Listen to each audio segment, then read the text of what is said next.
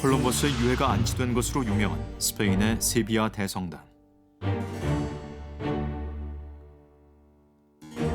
당시 스페인에서 콜럼버스의 항해를 후원한 네 왕국의 왕들이 그의 관을 받쳐들고 있다. 죽어서도 스페인 땅을 밟지 않겠다는 유언을 남긴 것으로 알려진 콜럼버스. 그럼에도 콜럼버스의 유해가 스페인에 안치된 이유는 그가 스페인의 황금기를 열었기 때문이다. 유럽, 아메리카 항로를 개척하며 대항해 시대를 연 콜럼버스. 그러나 그 항해는 누군가에게 길고 긴 재앙의 시작이었다. 336번째 역사저널 그날입니다. 자, 오늘은 스페인 세비야 대성당의 모습으로 시작을 해봤는데요. 저희가 콜럼버스의 유해가 있는 곳으로도 유명하고 굉장히 화려하고 큰 성당으로도 유명하죠. 제가 직접 가봤습니다. 가서 진짜요? 이 동상을 봤는데요. 생각보다 이 동상이 커요. 그래서 어마어마한데 그만큼 콜럼버스가 스페인의 황금기를 열었다 이렇게 생각한 게 느껴질 정도로 굉장히 웅장하더라고요. 근데 저기서 재밌었던 게 저기 그 관을 들고 있는 사람이나 앞쪽에 있는 왕들은 고개를 딱 들고 있어요. 근데 뒤쪽에 있는 왕들이 숙이고 있죠. 다들 이렇게 고개를 숙이고 있거든요. 그 이유가 콜럼버스가 그 항해에 지원해달라고 했을 때 거절했던 왕들이기 때문에 그랬다고 하더라고요. 미안해서. 그렇구나. 미안해서. 근데 이제 심지어 그 상역군들이잖아요. 상역군들이 왕이고 스페인에서 거지. 가장 큰 성당에 묻혔다는 거는 굉장히 영광스러운 일인데 근데 왜 자기는 스페인 땅에 묻히지 않겠다는 그런 유언을 했을까요? 뭐 열받으니까. 뭐가 이렇게 빈정이 상했지? 콜럼버스 이제 그런 유언을 예. 했는지 아닌지 정확히는 모르지만 스페인 입장에서 본다면 뭐 약속을 안 지킨 건 아니죠. 지금 보시면 알겠지만 공중부양도 있지 않습니까? 네. 어쩌고 스페인 땅에 지금 들어와 있지 않기 때문에 이거 상당히 그 얄미운 친구 같아요. 그 왜 몸이 안 좋아서 딱 술자리에 그래도 갔는데 소맥을 열심히 말고 있는데 나 오늘 소맥 안 먹어. 그래? 그럼 너 소주만 먹어. 이런 친구 같달까? 이렇게 융통성 없게 말을 들으면 어떡해요. 그건 내가 그랬던 건데 그게 계속 마음에 좀 걸려있구나, 시원 씨. 근데 콜럼버스가 네. 죽은 다음에야 이제 알게 된 사실이 그 두 가지인 거죠. 결국은 자기는 스페인에 묻힌다는 사실. 네. 그리고 또 한 가지는 내가 발견한 게 인도가 아니었구나라는 사실. 근데 콜럼버스는 지금 약간 스페인에서 굉장히 예우를 해줬다는 느낌이 드는데 왜 이런 유언을 한 걸까요? 뭐 콜럼버스 입장에서는 굉장히 서운한 점이 많이 있었겠죠. 이제 콜럼버스가 사실은 첫 번째 항해 이후에 또 세 번이나 항해를 더 떠나게 되는데 항해를 떠날 때마다 상황이 계속해서 좋아지지가 않습니다. 오히려 상황이 악화되고 세 번째 항해 같은 경우에는 심지어 쇠사슬에 묶여가지고 본국으로 압송되기도 하거든요. 그래서 죽어도 스페인 땅을 밟지 않겠다 그랬는데 일부러 그 정도면은 일부러 데리고 온 거네요. 공중부양 저 상태가 벌 받는 상태인데 그쵸?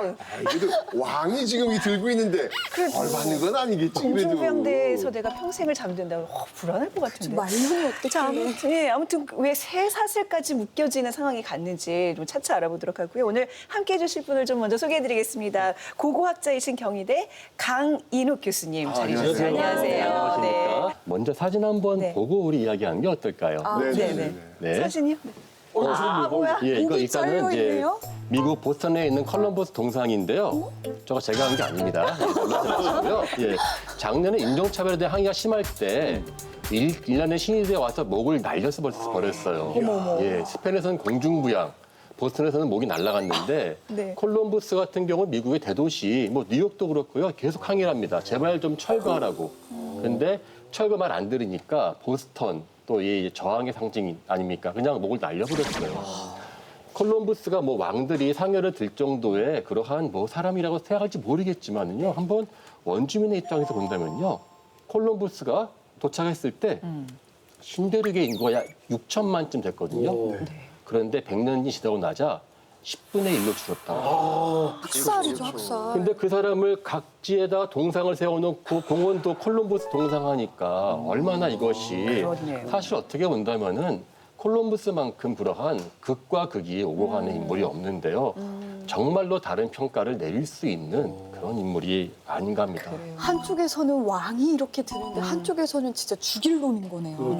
근데 이거 진짜로 실제 미국의 전체주의 거의 이제 절반 가까이가 그날을 기념하는 날이 아니라 추모하는 날이라고 해서 원주민 날로 하는 주가 늘어나고 있대요. 맞아요. 뭐 위대한 탐험가인지 아니면 그러니까. 뭐 잔혹한 잔인한 학살자인지 오늘 좀 역사적인 사실로 좀 짚어보면서 파헤쳐 보겠습니다. 자, 지난 시간에 이제 1차 항해라고 돌아왔던 콜럼버스예요. 이 이후의 상황을 좀 알아볼까요? 네. 자, 일단 뭐 왔으니까 국왕한테 이제 1차 항해 보고서를 올리게 됩니다. 근데 뭐 우리 잘 알고 있겠지만 가져온 게 별로 없습니다. 맞아요. 시원 씨 좋아했던 앵무새, 그리고 원주민 몇 명, 뭐 이 정도밖에 지금 없잖아요. 근데 어쨌건 간에 콜럼버스 입장소에서는 정말 이 무한한 가능성을 봤다라고 확신했던 것 같아요. 그러다 보니까 그 보고서에 이 MSG를 좀 많이 칩니다. 그래서 이곳에 지금 엄청나게 기름진 땅이 있습니다. 게다가 이곳에서 원하는 대로 향신료를 얻을 수 있습니다. 심지어 골드, 금광도 있습니다. 뭔가 이런 식으로 그냥 부풀려가지고 지금 보고서를 올린 거예요, 지금. 뻥쟁이, 허풍쟁인데요. 일단 직접 보지 않은 거를 듣는 입장에서 네. 이렇게 너무 거대하게 부풀리면 이건 보통 사기과예요. 이게 땅 쪽에 가지고 부동산 이거를 파는 부동산 개발업자들이 보통 이런 식으로 그죠, 요거 그죠. 한방 개발돼요. 개발되고 나면 못 사요. 네. 근데 또 어떻게 보면 진짜 신대륙을 발견하긴 한 거잖아요.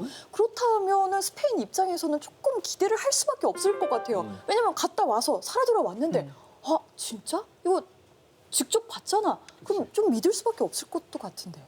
스페인 국왕의 처지에서는 이제 드디어 포르투갈을 앞서서 우리가 주도권을 쥐고 새로운 세계, 아시아로 갈 수 있는 길이 열리는구나라고 생각을 했겠고 이제 그러다 보니까 콜럼버스가 다시 항해를 떠난다고 이야기할 때는 굉장히 지원이 풍부해집니다. 이제 첫 번째 항해에는 3척의 배가 떠났잖아요. 근데 이제 두 번째 항해에는 배가 이제 17척으로 늘어납니다. 사람들도 첫 번째 항해에는 90명 정도였다가 두 번째 항해가 되면 1,500명으로 늘어나게 됩니다. 대군단 큰일 났다. 가자 신대륙 뭐 이런 분위기인데요 지금 난리 났네. 그만큼 신대륙에 대한 기대가 엄청 컸었나 봐요. 콜럼버스도 그 기대에 부응해야 되니까 가서 열심히 금을 찾습니다. 네. 근데 금이 잘 안 보이네? 그래가지고 쿠바나 자메이카까지 잠깐 갔다 오는 그런 모습들도 보이는데 여전히 금이 안 나오는 거예요. 이 큰일 났네. 원주민들 찾아가지고 금 좀 줘봐라고 했는데 나오는 양도 별로 없는 거예요. 이쯤 되니까 이제 서서히 콜럼버스는 입이 바짝 타기 시작합니다. 그렇지. 이거 어떻게 된 거지? 아니 예전에 농담 삼아 했던 그거 있잖아요. 겨우 추운 겨울에 나폴레옹이 그 러시아로 진격을 하는데 산꼭대기에 딱 올라와서 딱 내려다보더니 이 산이 아닌가 보다. 그러니까요. 그러니까 이런 상황이 되면 내가 만약에 콜럼버스 입장이면 어떻게 됐을까? 이거 굉장히 궁지에 계속 몰리는 거잖아요. 궁지에 몰리니까 거짓말을 자꾸 하는 거예요. 그때 보고서 뭐라고 썼냐면 아니 지금 향신료가 엄청 많이 난다 여기.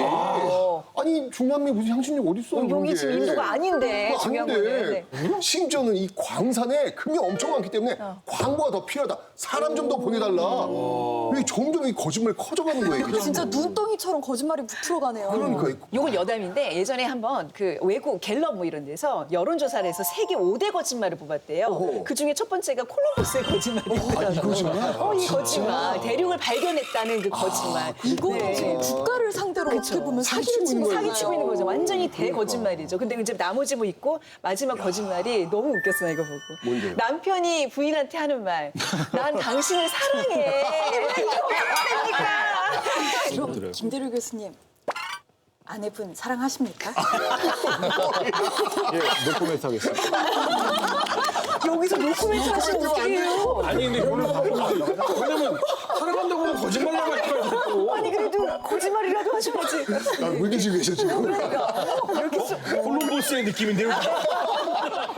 이 당시 되게 상당히 많은 탐험가가 있었는데 콜럼버스급의 허풍은 사실 별로 없었거든요. 콜럼버스 알면 알수록 참 재밌는 사람이네요. 그러니까요. 근데 이제 문제가 점점 심각해지고 있습니다. 콜럼버스의 운명을 쥐고 있는 그 금. 과연 있긴 있는 걸까요? 네. 안녕하세요. 과학을 이해하기 쉽게 설명해드릴 과학교사 이민영입니다. 콜럼버스가 항해를 떠났던 시대에는 많은 사람들이 금은 더운 지역에서 저절로 만들어진다고 생각을 했었는데요. 왜냐하면 이게 되게 간단한 건데 금은 태양빛을 띠고 있잖아요. 그렇죠. 그래서 금이 태양을 통해서 만들어지는 물질이라고 생각을 했던 거죠. 너무 단순한데요. 단순해요? 나는 나름대로 논리적이다 생각해. 그래서 당시 사람들은 태양빛이 강하게 내릴 때는 적도 부근이 금의 주요 생산지라고 생각을 했었습니다. 또 부분이. 그래서 실제로 콜럼버스도 그런 사실을 믿었기 때문에 적도 근처까지 가서 금을 탐사하기도 했었죠. 자, 그러면 여기서 퀴즈입니다. 퀴즈. 과연 정말로 적도 근처에 금맥이 많이 분포하고 있을까요? 있을 것 같은 느낌도 드는데? 아닙니다. 아니에요? 네, 세계에서 금 매장량이 가장 많은 나라는 남반구에 위치해 있는 호주입니다.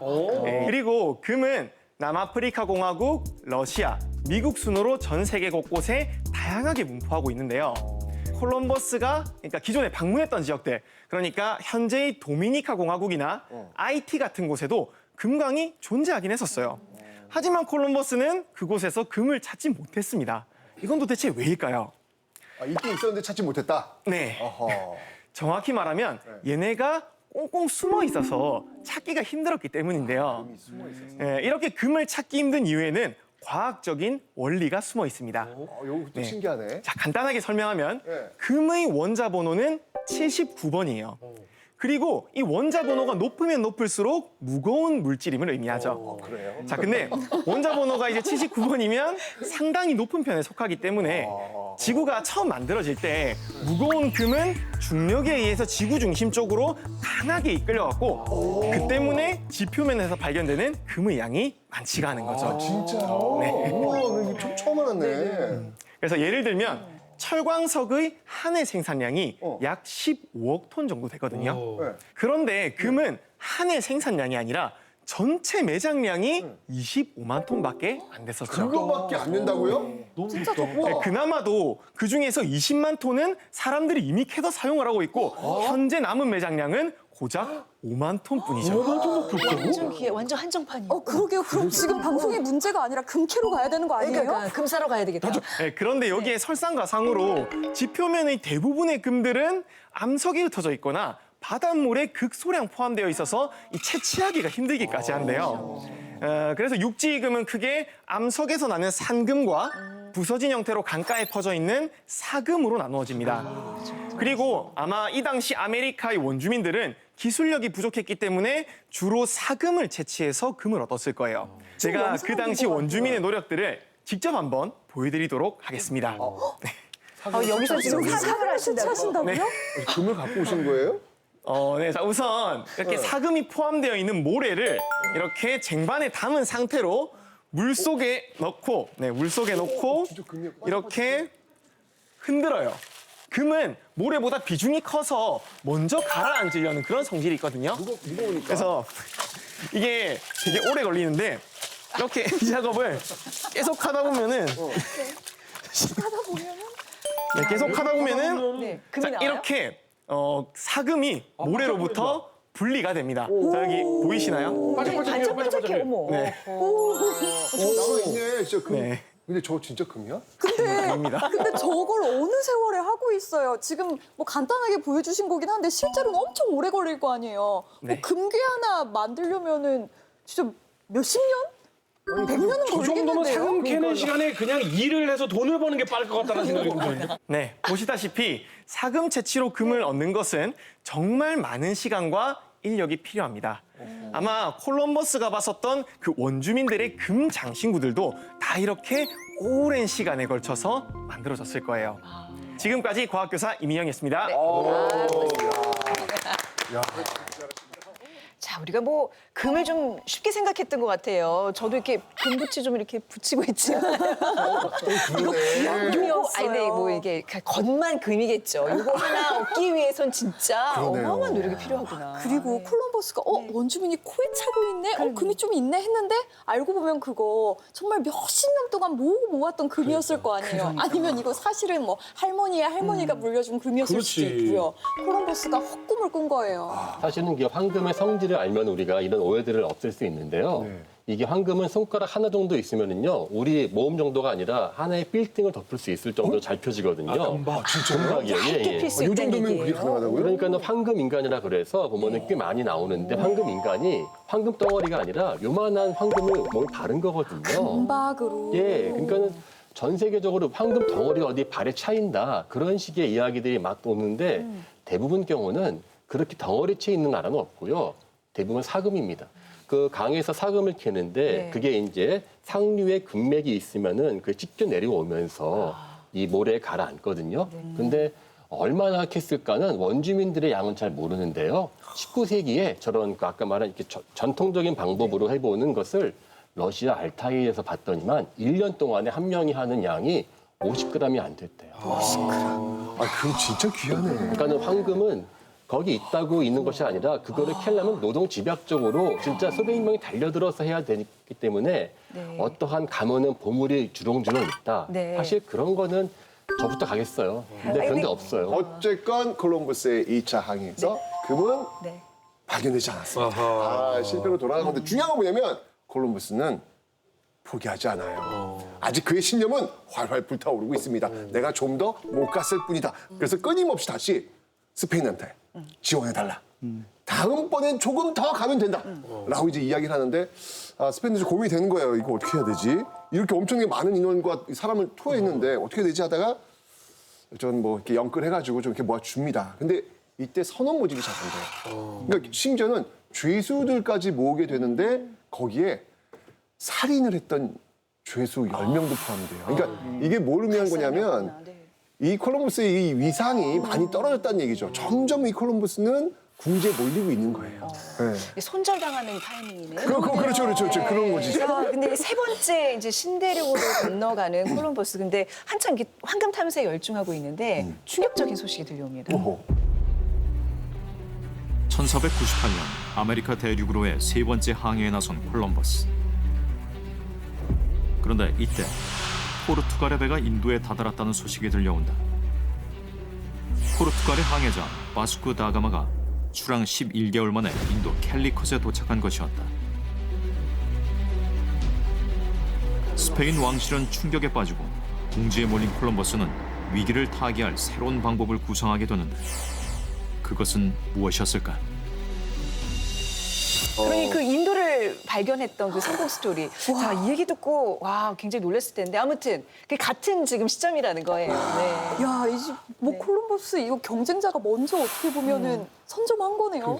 대위기다. 그러니까 이제 뭐 분명히 아니 선생님 투자하시면 여기 지하철역 생긴다니까요 라고 시간 끌고 있었는데 지하철역 저기에서 터졌어요 라고 소식이 들려온 거니까 진짜 콜럼버스는 이제 더 이상 갈 곳이 없는 거죠. 그러니까요. 아니 근데 지금 이 위기 타겟이 없는 거야. 이거 금을 발견한 것도 아니고 그렇다고 해서 뭐 중국이나 일본 뭐 황금의 나라 찾은 것도 아니고 아무것도 없는 거예요 지금. 그런데 거기에 지금 라이벌 포르투갈이 후추 찾았대. 인도 갔대. 이러니까 엄청난 위기에 몰릴 수밖에 없는 것이죠. 이런 상황에서 과연 이 위기를 타개할 수 있는 방법이 뭘까를 뭐가 뭔가 고민하다가 잘 또 찾아내야 거짓말? 되는데. 또 거짓말? 드디어 생각해냈어요. 바로 이거. 여자? 빨간색. 고추. 고추. 자, 바로 사람. 사람? 원주민을 노예로 쓰자. 무슨 생각을 했구나. 그러니까 원주민한테 일을 시켜서 뭐든지 창출하겠다. 뭐 이런 그렇죠. 꿈이었던 거네요. 그렇죠. 이제 콜럼버스 생각은 이제 이런 겁니다. 이 아무것도 모르는 이 원주민에게 스페인 말을 가르치고 스페인의 예절을 가르치고 그 다음에 이제 무엇보다도 이들을 기독교도로 개종을 시키고 나면 이들이 굉장히 유순한 그리고 순종적인 노동력이 될 수 있을 것이기 때문에 이 노동력을 활용해서 이제 무언가를 해보겠다라는 생각을 하게 되는 것이죠. 아니, 이 사람들 노예로 써먹기 딱 좋아. 이 생각이 결국 엄청난 비극을 지금 예고하는 거잖아요. 그러니까요. 근데 콜럼버스는 이제 여기서 더 나아가지고 그러니까 원주민 노예를 통해서 노동을 통해서 뭔가를 생산하는 것 이거 외에 네. 아예 그냥 원주민 자체를 팔 생각을 하는 거예요. 노예로 팔 생각. 그럼 더 이득이 나올 거라고 생각한 거죠.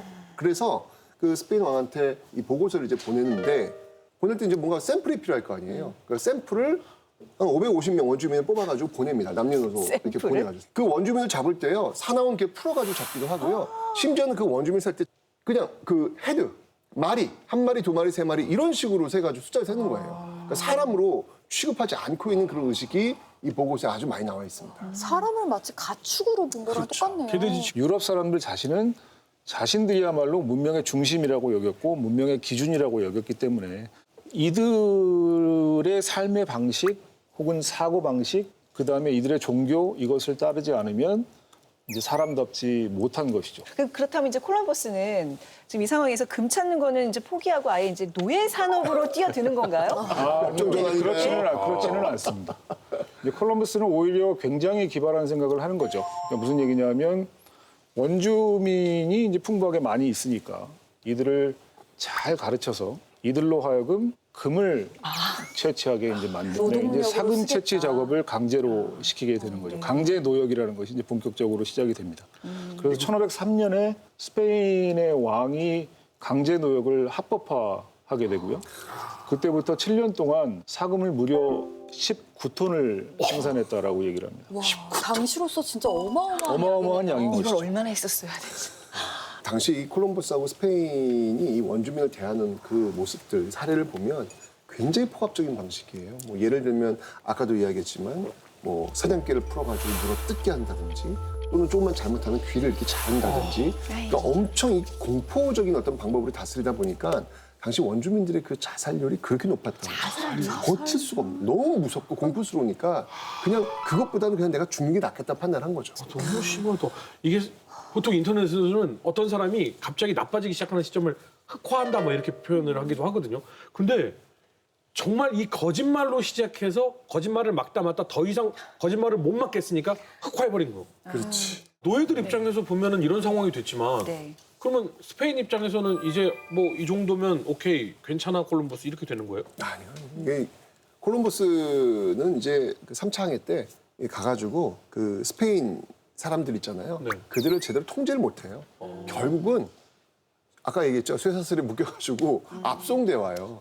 예, 이렇게 하면서 그 콜럼버스의 도전은 허무하게 끝나게 되는 것이죠. 그냥 이렇게? 네. 근데 중요한 건 뭐냐면 콜럼버스가 남긴 3가지 유산이 있어요. 첫 번째가 뭐냐면 바로 신대륙. 그들이 얘기하는 신대륙. 그다음에 두 번째가 뭐냐면 노예. 그다음에 세 번째가 금이 있다는 이야기. 요 3가지가 그 스페인 사람들한테는 뭔가 목표점을 만들게 한 거예요. 이러면서 바로 콜럼버스, 제2의 콜럼버스, 제3의 콜럼버스가 계속 생기면서 그 말은 뒤집어 얘기한다면 이제 정말 이 아메리카의 그 비극은 본격화된다는 것이죠. 제일 황당한 거는 원주민들이 원래 살고 있었는데 왜 침입자들이 와서 주인 행세를 하냐고요. 그러니까요. 네. 사실은 우리가 가장 큰 오해가 네. 콜럼버스가 미대륙을 발견했다라고 저는 배웠거든요. 근데 그게 무슨 발견입니까? 그러니까요. 예, 여기는 원래 베링해를 건너가서 시베리아에서 약 16,000년쯤 전에 사람들이 건너가서 점진적으로 확산되었거든요. 그러니까 진정한 역사의 주인은 이 아시아에서 기원한 이제 몽골로이드라고 보통 하는 몽골 계통의 사람들이었습니다. 그러면 서양 사람 중에 최초로 온 게 아니야? 또 아닙니다. 그래요? 고고학자들의 발굴에 의하면요. 캐나다에 있는 섬 있죠. 뉴펀들랜드에서 약 서기 11세기에 바이킹 유적이 발견되었어요. 바이킹 이미 다녀갔구나. 그러니까는 그냥 콜럼버스는 그냥 침략과 학살의 기원자다. 이렇게 말하면 될 텐데 아까 처음 이야기했지만 그 어떠한 의도 없는데 이 사람의 동상과 공원과 뭐 있으니까 얼마나 이 원주민들 입장에서는 그게 참 마음이 아플 거예요. 그러니까. 그러면 그럼 이 사람 16,000 동안에 그러면 계속 뭐 돌 깨고 있는 원시적 삶을 살았느냐? 절대 그렇지 않습니다. 이 아메리카 대륙의 밀림 사이사이에서도요 엄청나게 많은 그런 문명과 도시 유적들이 발견되고 있어요. 제가 갔다 왔어요. 스피치 갔다 왔어요? 자랑하려고. 자랑을 하려고 갔다 마침내 왔는데 갔다 왔다고. 어머. 자, 이 사진인데요. 와, 좋겠다.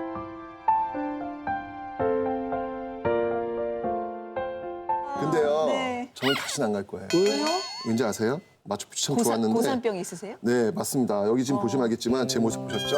산소키리 여기가 저는 이런 지대에 문명이 나왔다는 거에 대해서 저는 경악을 금치 못합니다. 아니 정말 제 심장이 폐가 쪼그라드는 느낌. 저 죽는 줄 알았어요, 진짜. 저 역사전을 못할 줄 알았어요, 진짜. 아, 난 죽는 한이 있어도 한번 가보고 싶네. 아, 근데 이런 지역에서도 그들 나름대로의 문화가 만들어지구나.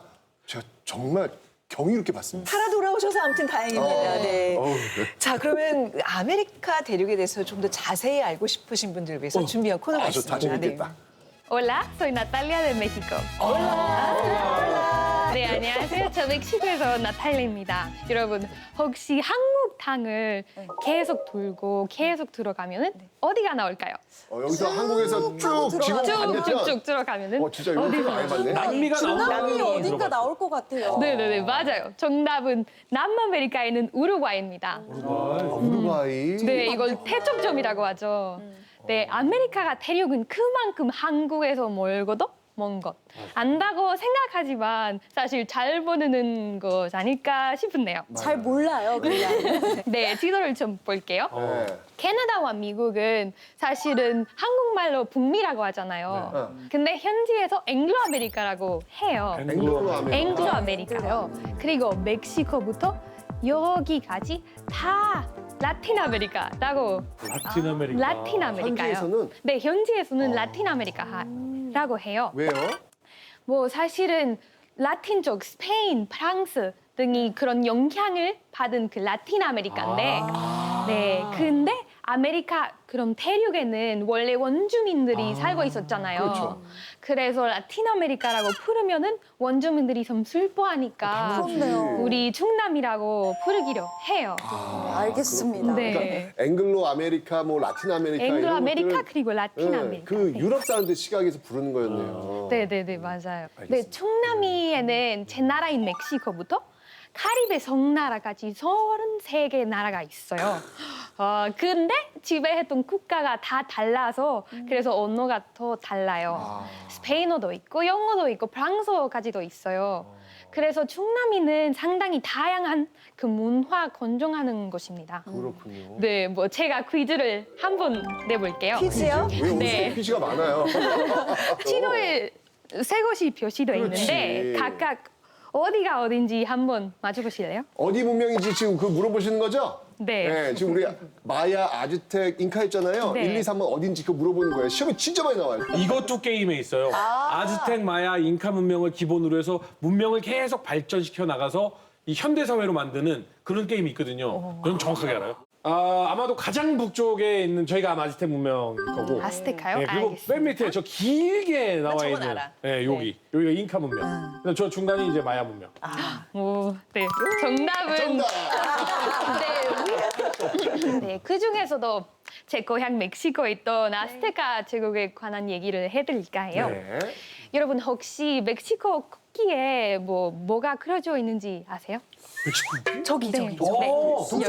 독수리요. 네. 뱀을 잡아먹고 있어요. 네네네, 맞아요. 뱀을문 독수리 허수위 섬에 있는 그 선인장 위에 앉아 있죠. 아, 저 이건- 밑에가 호수구나. 네네네, 허수예요. 근데 저기 두께 그리기가 많이 어렵겠네요. 맞아요. 저 까시 숫자 맞춰서 그려야 돼요? 그러게요. 뭔가 산증이 있을 것 같은데 무슨 청증일지 좀 궁금하다. 그려요. 네. 아이들도 많이 그리긴 한데 근데 좀 진짜 어려워요. 근데 그리고 무슨 산증이 있을 것 같은데 되게 궁금해요. 이건 태양신 옛날 아스테카인들에게 내린 계시인데요. 뱀을 뭐 그런 문턱수리가 있는 곳에 나라를 세우라고 해서 가봤더니 정말 허수 섬에 뭐 그런 선인장에 앉아 있는 그런 독수리가 있는 거죠. 그곳에 세운 나라가 아스테카 제국이에요. 지금 멕시코 시티의 수도인 멕시코시티. 거기가. 네. 멕시코 지금 그러면 호수 위에 왜 있어요? 호수? 네. 네, 왜 뭐 호수예요? 옛날 아스테카가 제국인 호수 위에 있는 정말 큰 수상 도시였어요. 여기가 지금 지금은 멕시코 시티라고요? 근데 지금은 이런 수상 도시가 아니지 않아요? 지금은 인구가 너무 많아져가지고 호수를 다 덮었어요.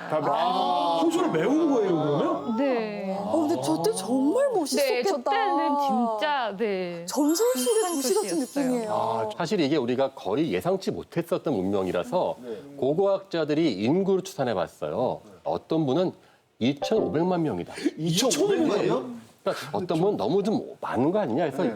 600만, 700만. 그래도 많은 거잖아요. 엄청나죠. 예, 예. 적어도 600만 다 동의합니다. 적어도 수도만 해도 무려 30만 명이 살고 있었다고 하는데요. 같은 시기에 런던, 파리가 10만 명 왔다 갔다 했었거든요. 그거 생각하면 이게 아니 그냥 땅에도 사람이 살기 어려운데 그것도 물 위에 이렇게 사람이 사는 거예요. 찬란한 문명이었네요. 그야말로. 맞아요. 멕시코에 되게 정말 자랑스러운 역사인데 근데 이렇게 멋진 아스테카 제국이 스페인의 천략으로 뭐 정말 하루아침에 무너져 내려요. 그래서 조금 슬픈 얘기라서 저는 여기까지만 말씀드릴게요. 콜럼버스 죽음 이후 아메리카 대륙에서는 스페인에 의한 정복의 시대가 열린다. 약 200년간 이어지며 수준 높은 문명을 발달시킨 아스테카 제국. 그러나 1519년 약 2,500만 명의 인구를 가진 아스테카 제국은 600명의 스페인 정복자들에게 처참히 짓밟힌다. 인류 역사상 가장 파괴적인 재앙이 벌어진 순간이었다. 자, 지금 스페인군 600명이 아스테카 2,500만 명을 멸망시켰다는 얘기잖아요. 이게 가능해요? 어떻게 이럴 수가 있죠? 4만 배인데 이게 가능하나요? 이거 거의 뭐 300 영화보다 더한 것 같은데. 그런데 이제 600명이 어떤 600명이냐가 굉장히 중요하겠죠. 콜럼버스가 항해를 떠나기 전에 그 스페인은 이슬람 세력을 국토에서 내몰아내는 레콘키스타라는 재정복 운동을 하고 있었다라고 말씀을 드렸잖아요. 그리고 콜럼버스가 항해를 떠나던 그 시점이 재정복 운동의 마지막 국면이었죠. 그런데 그 재정복 운동 과정에서 이제 많은 군인들이 동원이 됐을 겁니다. 이제 마무리가 되니까 그럼 어떤 일이 벌어질까요? 힘이 남아 돌죠. 군인들이 할 일이 없어진 거죠. 네.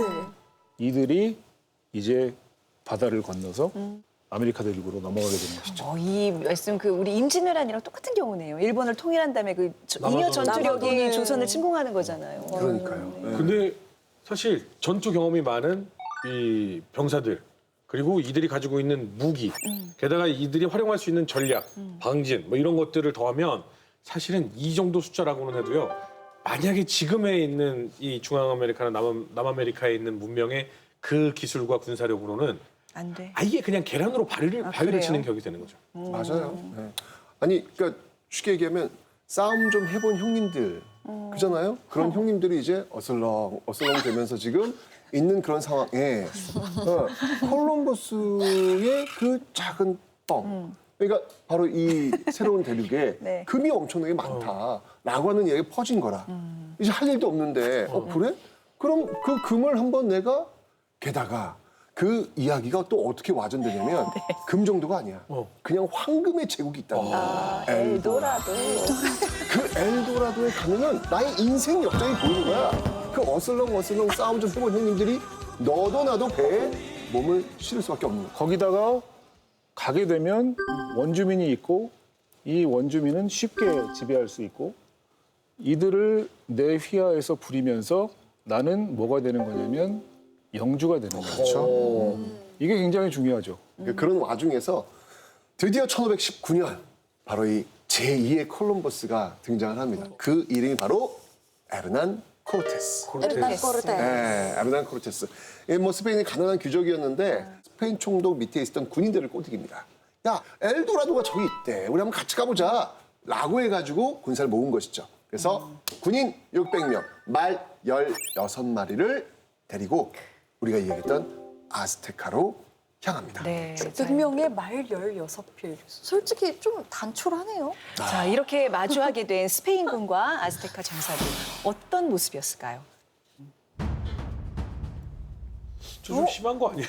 아니 이거 누가 봐도 너무 이거 승패가 명확한데요? 한 명은 아예 보호구가 없어요. 이 오른쪽에 네. 스페인군을 좀 이렇게 모델로 좀 모셨는데요. 네. 이렇게 철제 갑옷과 철제 무기를 들고 있습니다. 당시 스페인군은 레콘키스타 아시죠? 네. 이러한 무어인들을 쫓아내는 전쟁을 통해서 전술이 굉장히 발달한 상태고요. 군사들도 실전 경험이 풍부한 상황이었습니다. 당시 스페인군들이 사용한 이 검은요. 16세기 세계 최강의 검이라고 불리는 바로 톨레도 검이었습니다. 톨레도검. 톨레도에서 나오는 이 양질의 철, 이 강철로 만든 검이었는데요. 강도가 높다 보니까 얇고 가볍게 만들 수가 있었어요. 이 톨레도 검으로는 굉장히 빠른 치명적인 찌르기를 구사할 수가 있었습니다. 네. 그래서 한 명 여러 명을 상대할 때 에너지를 아끼면서 치명상을 입힐 수 있었던 것이죠. 자, 그리고 또한 일부 화승총이 있었습니다. 화승총이요. 네. 당시 세계에서 최초로 이 화승총을 전술 체계에 편입한 것이 바로 스페인이었습니다. 근데 저 총이 그 원주민들한테 가장 두려웠던 게 뭐였냐면 소리였대요. 그렇죠. 한 번도 들어보지 못한 소리를 듣다 보니까 어마어마한 공포감을 갖게 된다고 하더라고요. 놀랄 것 같아. 근데 이게 다가 아니에요. 당시 아스테카 전사들이 가장 두려워했던 것 바로 스페인군의 기병이었습니다. 그렇지. 처음 봤겠구나. 말을 처음 거의 봐서 탱크지 그런 뭐. 거예요. 탱크지, 탱크. 신대륙에는 거대 포유류가 없잖아요. 네. 큰 동물을 본 적이 없는데 갑자기 말이 나타난 거죠. 그 유럽 쪽 말이 또 크잖아요. 이 아시아 쪽 말보다. 그 말 위에 이렇게 무장을 한 기병들이 전속력으로 자신들에게 돌격을 할 때 무서워. 반면에 우리 아스테카의 전사는 스페인과는 다르게 이렇게 사실 맨몸까지는 아닙니다. 맨몸까지는 아니고 어느 정도 옷을 헝겊이라든지 가죽으로 만든 갑옷을 입긴 했는데 가죽 갑옷. 그렇죠. 좀 약했죠. 아스테카의 전사들이 가장 많이 썼던 무기들을 보면은 꼭 필요했던 게 날이잖아요. 날, 칼날. 그렇죠. 이 검을 대적하려면 그죠? 근데 이 칼날을 대신했던 것이 바로 흑요석입니다. 흑요석. 아직도 석기군요. 석기 이쪽은 석기네. 네. 이 흑요석을 나무에다가 이렇게 박는 거예요. 그 창 모양의 나무를 만들고 거기다 막 박아서 날을 만든 거죠. 자, 검 대신에 썼던 것이 바로 이 흑요석을 이용한 마카 후이틀이라는 무기가 되겠습니다. 네. 몽둥이네. 요거예요. 요 까만 게 바로 흑요석이 되겠습니다. 아, 네. 그런데 이게 좀 문제가 내구성이 좀 약하겠죠. 다 깨질 것 같아. 몇 번 쓰다 보면 그렇지. 그죠? 특히 이런 철기가 부딪혔을 때 아이고 게임이 안 되지. 처음에는 어느 정도 썼겠지만 특히 철제 갑옷 쳤을 때는 그냥 아이고. 바로 바로 흑요석이 다 깨져나가죠. 깨지겠네요. 다 깨져나가서 나중에 그냥 몽둥이가 됐던 겁니다. 이거 완전히 뭐 석기 시대 대 철기 시대 붙는 입장이잖아요. 전혀 그 유럽 그 스페인 군한테 데미지를 못 줬을 것 같아요. 네, 이렇게 아스테카 전사들이 스페인군에게 무력했던 이유 중에 또 한 가지는 이 전쟁의 문화와도 관련이 있습니다. 혹시 여러분들 꽃전쟁이라는 그 용어를 혹시 들어보셨나요? 처음 들어보는 거. 꽃전쟁. 꽃전쟁. 네. 꽃으로 때려요? 더 예쁜 꽃이 이기는 건가? 자, 사실 이거는 나중에 서구에서 붙인 이름인데요. 전쟁의 목적이 달라요. 일반적인 전쟁의 목적은 상대방을 살상해서 가장 빠른 시간에 군사적으로 무력화시키는 거죠. 그렇죠. 근데 이 꽃전쟁에서는 상대방을 죽이는 것이 아니라 포로를 많이 잡는 게 최대한 멀쩡한 상태로 잡는 게 목적이었던 겁니다. 왜냐면 뭐 노동력이 중시되는 사회에서는 죽이는 것보다는 노동력을 확보하는 게 더 좋을 수 있으니까 가능할 수도 있겠네요. 그런 이유도 있겠죠. 그런데 아스테카의 전사들이 상대방을 죽이지 않고 최대한 산채로 멀쩡하게 잡아야 했던 이유는 바로 이것입니다. 호수 위에 세워진 고대 제국 아스테카. 그곳에는 살아있는 인간의 심장을 꺼내 태양 신에게 제물로 바치는 인신 공양 풍습이 있었다.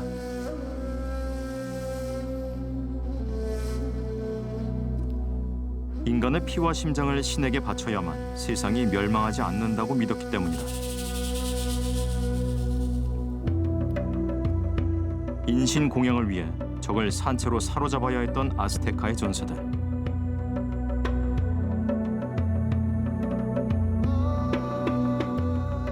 이는 결국 제국 멸망의 빌미가 된다.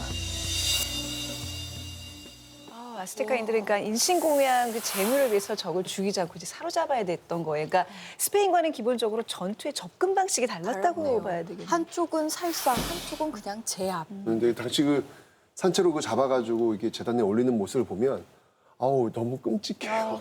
어떻게 하냐면 네. 그 사제가 그 포로를 피라미드 재단 위에 끌고 올라가요. 네. 올라간 다음에 그 산채로 그 포로를 이렇게 묶습니다. 예, 딱 포박을 한 다음에 그다음에 아까 지금 흑요석 얘기했잖아요. 네. 그 흑요석 만든 칼 있죠. 그 칼로 심장을 도려내는 거예요. 산채로. 그러면 심장이 벌떡벌떡 뛰고 있을 거 아니에요. 시신도 뭐 또 체온도 그대로 있을 거 아니에요. 그럼 그 체온이 남아있는 그 몸은 그냥 딱 계단 위에 떨어뜨리는 거예요. 그럼 굴러 내려올 거 아니에요? 그럼 그때부터 이제 축제가 시작되는 거예요. 뭐 사람들이 막 피해 막 바르고 막 이런 식으로 시작되는 그런 모습이라서 이거 너무 영화도 끔찍해요. 있잖아요. 그 아포칼립스. 봤어. 거기 보고 저는 굉장히 충격을 받았었는데 이거 왜 꼭 사람으로 해야 되나요? 다른 뭐 동물로 바칠 수도 있을 것 같은데. 물론 여기가 아까 말 같은 그러한 대형 동물 자체가 그렇게 많지 않았고요. 또 이제 인간을 제물로 바치는 풍습은 사실 전 세계에 다 공통적으로 있긴 있습니다. 다만 이렇게 아주 그 거대한 퍼포먼스화 하지 않았었던 그 차이가 있을 뿐인데 또 어떤 이런 설도 있어요.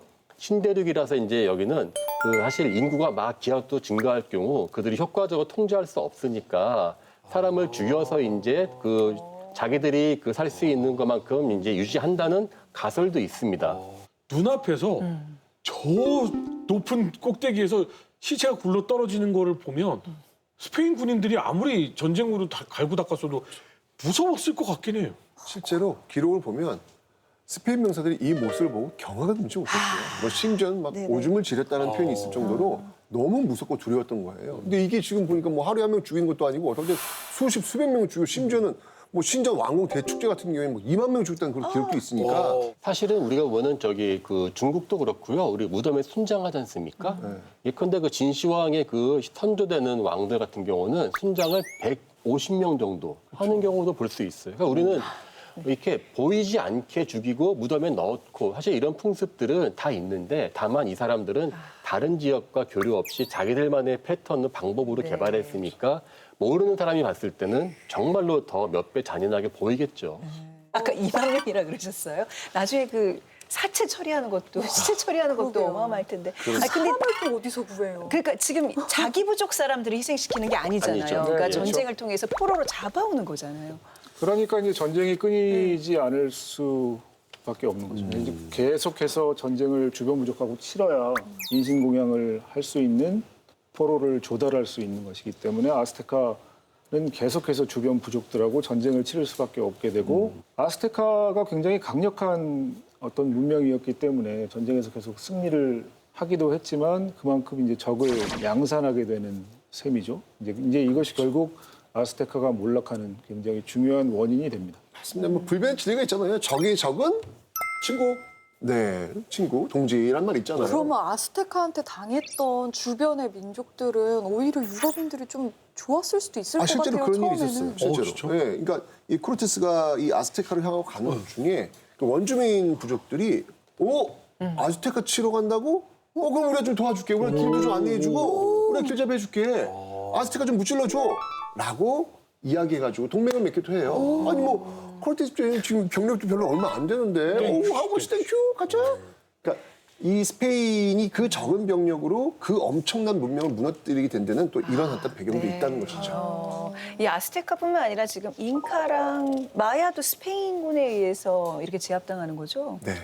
예, 마야 문명 같은 경우에는 이미 쇠락의 길을 접어들고 있었던 참이기는 합니다. 그런데 이제 스페인 사람들이 들어오면서 마야 문명이 굉장히 치명적인 우리의 시선으로 보면 정말로 용서하기가 어려운 만행을 저지르게 되죠.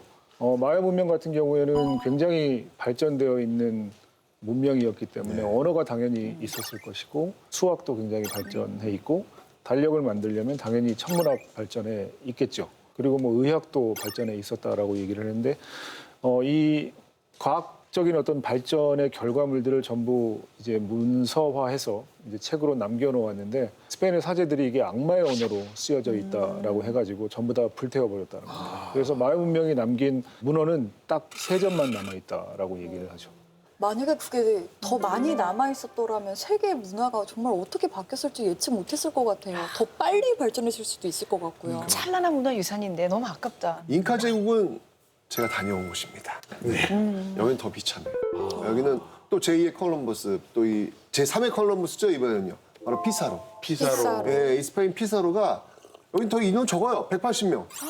180명 데리고 들어가가지고 그 잉카 왕을 좀 만나자고 면담 요청을 해요. 그 잉카 왕이 여기를 왜 가는지 내가 이해가 안 되는데 아마 호기심 차원에 갔던 것 같아요. 거기 가서 아까 우리 이야기했던 총하고 특히 기병. 이걸로 한 공간에 몰아넣고 그냥 왕을 순식간에 사로잡아 버리는 거예요. 왕이 딱 잡혔는데 이거 어떻게 하지? 이렇게 보니까 이 사람들이 지금 이 골드를 원하는 것 같아. 눈치를 챈 거예요. 네. 그래서 딜을 해요. 너희들 혹시 이거 내가 찾는 너 이거 원하니? 그랬더니 그거 좋다는 거예요. 그래서 그럼 좋아. 나 풀어줘. 그럼 내가 잡혀있는 이 방을 너희들이 원하는 이걸로 다 채워줄게. 라고 이야기를 해가지고 오케이를 받아내죠. 그러면서 이 방에 금을 채우게 합니다. 무려 24톤. 그렇게 많이요? 어마어마하게. 그 방 사이즈가 꽤 커요. 와, 그거 다 채웠어요. 어디서 났대요? 아니 콜럼버스가 그 노예들 부려가지고 그 엄청난 노동력 투입해서 7년 동안 한 거보다 더 많이 키운데. 그러니까. 이거 왜냐면 왕을 살려야 되니까. 무슨 일 있다 전국에 있는 뭐 다 끌어모은 거죠, 그냥. 잉카에 있는 모든 금을 다 끌어모은 거죠. 그래서 그 피사로는 금을 받고 왕을 풀어주나요? 약속을 했으니까. 예. 약속을 지키지 않고 죽입니다. 아이, 예. 그러니까 왜냐면 그 그러니까 살아남으면 다시 공격받을 거라는 두려움이 있었던 것이죠. 그래도 근데 진짜 나빠요. 양아치, 양아치. 굉장히 강교하죠. 예. 진짜 스페인이 용서할 수 없는 짓을 한 게 생각해보면 이 정도 24톤을 그 화려한 황금은 또 이게 황금덩어리가 아니라 사소한 일품들. 액세서리나 야, 그러면 지금 대형 박물관, 루브르 박물관에 몇십 배 능가하는 박물관이 나와야 되는데 스페인에 그런 거 없잖아요. 그렇네요. 그걸 다 녹여가지고 금괴를 만들어 가져갔다니까요. 그 예술품들을 내가 사람 그 죽인 유산들을- 것까지도 물론 분노하지만 고고학자로서 분노 안 할 수가 없다니까요. 세상에. 아니 진짜 이건 말도 안 된다. 아니 이거 바꿔 말하면 우리나라 신라 대금감 녹여가지고 금괴 만든 거잖아요. 걔네 바보 아니에요? 이거 예술적 가치 이런 건 인지가 없어요? 걔들이 바보가 학자가 아니니까 아니라 가지를 아는 거기 때문에. 아니 그러니까 그 교육을 안 시키나? 학교 다닐 때 역사 이런 거 안 배우나? 거꾸로 얘기하면 바보들. 아직 이 당시 유럽인들은 문명화가 안 된 거야. 간단해 역사도 모르고 국어도 모르고 예술도 주머니네. 아니 이 방을 가득 채워준다 24톤이면 진짜 정말 유물이 엄청났던 거잖아요. 그러니까 정말 다 되게 있을 텐데. 옛날에 지금 멕시코 박물관에도요. 별로 잉카게 이렇게 좋은 게 거의 없어요. 이때 다 털려가지고. 왕 죽는다고 살린다고 다 줘버려가지고. 아니 아무리 뭐 이렇게 뭐 숫자도 사실 말도 안 되고 뭐 기술력의 차이, 동맹군의 존재 뭐 이런 거가 있다 하더라도 어떻게 이렇게 한 문명이 이렇게 삽시간에 멸망이 되고 난 진짜 이해가 안 가요. 아무리 지금 얘기를 들어봐도. 한쪽은 네. 600명, 한쪽은 180명. 어떻게 그렇게 적은 인원에 도시가 무너질 수가 있죠? 문명이요? 그러니까 사실은 저도 아무리 그래도 이제 군대를 갖고 이렇게 한 문명을 몰살시킨다고 하는 거는 이거는 좀 불가능해 보이는데 진짜 이 스페인에 혁혁한 공을 세운 지원군이 있었어요. 아까 그 원주민 그 동맹 말고 혁혁한 공을 세운 지원군. 그게 뭐냐면 바로 바이러스예요. 바이러스. 천연두 바이러스라고. 당시 아즈테카 문명 인구가 2,500만 명인데 이 바이러스 면역력이 없는 거예요. 면역력이 없으니까 그냥 속수무책을 당해버리는 거예요. 2,500만 명 인구가 30년 만에 10분의 1로 줄어들어요.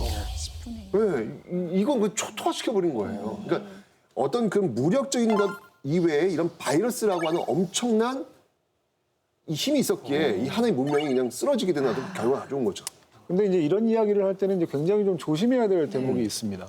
유럽 사람들은 자신들도 모르는 사이에, 자기들도 모르는 사이에 병원균을 옮긴 것이고, 그러므로 유럽 사람들은 이 신대륙에 있는 사람들이 절멸하는데 아무런 책임이 없다. 이런 식으로 논리를 만들어 나가는 경우가 가끔 있습니다.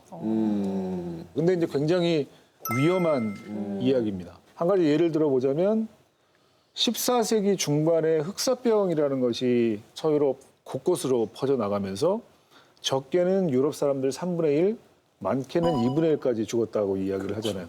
우리가 다 알고 있는 사실인데 더 흥미로운 것은 이 사람들이 한 2세기가 걸리긴 하지만 그 흑사병이 발생하기 이전의 인구를 회복을 했다는 거거든요.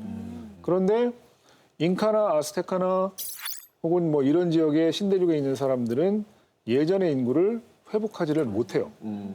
그건 다른 말로 바꾸면 이 사람들이 굉장히 힘든 삶을 살았을 것이라고 이제 짐작할 수 있게 해주는 것이죠. 착취당했기 때문에. 다시 말하면 노동력의 착취라든가 학살이라든가 이런 것들이 분명히 있었고 유럽인들이 거기에 책임을 져야 한다는 것입니다. 그렇죠, 그렇죠.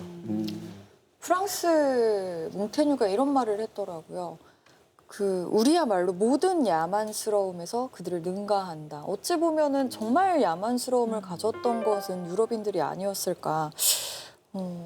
원주민들의 야만성을 핑계로 댔지만 어떻게 보면 그들의 다양성, 다름을 인정하지 못했던 그 유럽인들이 가진 고유의 야만성이 이런 사태를 만든 것 같아요. 그래요. 이 스페인 정복자들이 그 아메리카 원주민들한테 행했던 그 잔혹한 그 역사를 그 스페인 신부가 좀 기록한 게 있는데 이거 제가 꼭 좀 읽어드리고 싶더라고요. 한번 읽어볼게요. 스페인인들은 원주민들에 대해 이상할 정도의 잔혹성을 보였다. 어린이, 노인, 임산부, 출산 중인 여인까지 한 명도 살려두지 않았다. 그들은 머리를 단번에 잘라낼 수 있는가에 대해 내기를 걸었고 어머니의 품 안에 있는 아이를 낚아채 강물에 던지고는 웃으며 말했다. 악마의 자식들아, 그곳에서 펄펄 끓어라. 누가 악마인지 모르겠네요. 그러니까요. 콜럼버스, 코르테스, 피사로. 네, 오늘 이 계속 얘기 나온 이 사람들의 이름이 이들 원주민들에게는 도대체 어떻게 각인됐을까요? 그죠? 그 좀 굉장히 궁금해지네요.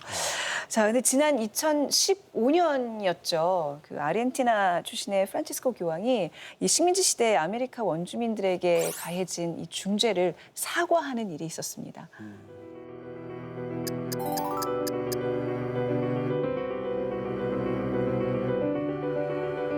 económico idolátrico que necesita sacrificar vidas humanas en el altar del dinero y de la rentabilidad.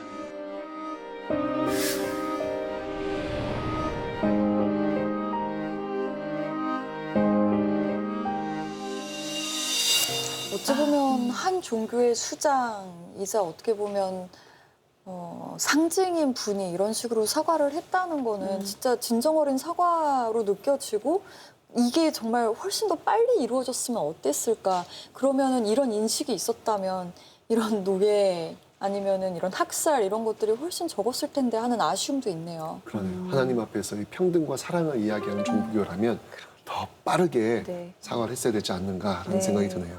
자, 오늘 금을 찾고자 하는 이 한 명의 한 명의 욕망들이 정말 아메리카 대륙에 어떤 재앙을 불러일으켰는지 좀 얘기를 나눠봤는데 인신공격부터 시작해서 한 인종 제국이 멸망되는 절멸되는 과정까지 굉장히 저희가 오늘 많은 걸 얘기를 했던 것 같아요. 요즘 오늘 콜럼버스 이야기를 보면서 여기야말로 정말 제국주의의 시작점이었구나라는 생각이 들면서 한편으로는 당시 어떤 그 인간들의 욕망을 그 제어할 수 있는 장치가 없었을 때 갖게 되는 그 끔찍한 결과가 무엇인지 우리는 이미 역사를 통해서 알고 있잖아요. 그런데 가만 보면 지금도 우리는 어마어마한 욕망의 시대에 살고 있는 것 같아요. 그 욕망의 시대를 제어할 수 있는 우리 시대의 시대 정신은 과연 있는 건지 한번 좀 둘러봐야 되지 않을까라는 생각이 들었습니다. 네.